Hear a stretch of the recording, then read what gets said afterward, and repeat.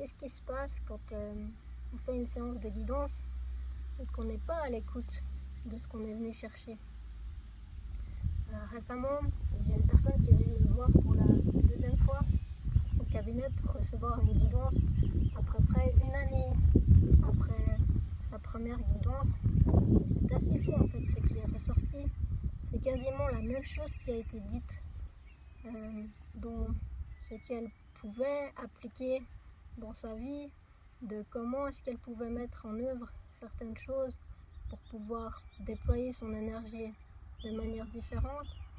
Et elle a été tout simplement frustrée de cela, de réécouter à nouveau plus ou moins la même chose.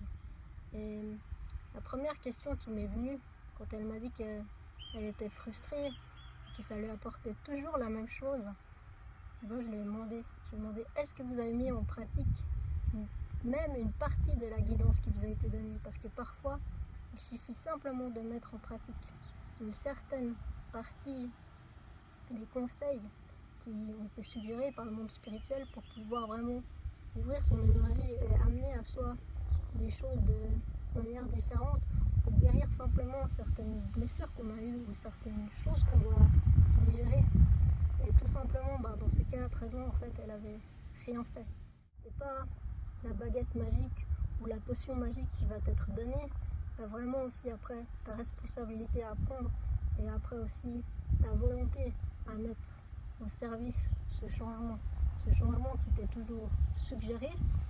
Il faut savoir que moi je vous donne vraiment la possibilité aussi d'enregistrer la guidance, car je pense que c'est aussi un support qui est utile sur peut-être plusieurs mois pour pouvoir vous accompagner dans ce processus. Et des fois on a vraiment aussi des choses qui nous sont suggérées et sur le moment on ne comprend pas. Et de pouvoir simplement réécouter, on se dit ah oui, à tel et tel moment ça a résonance avec cet événement que je suis en train de vivre.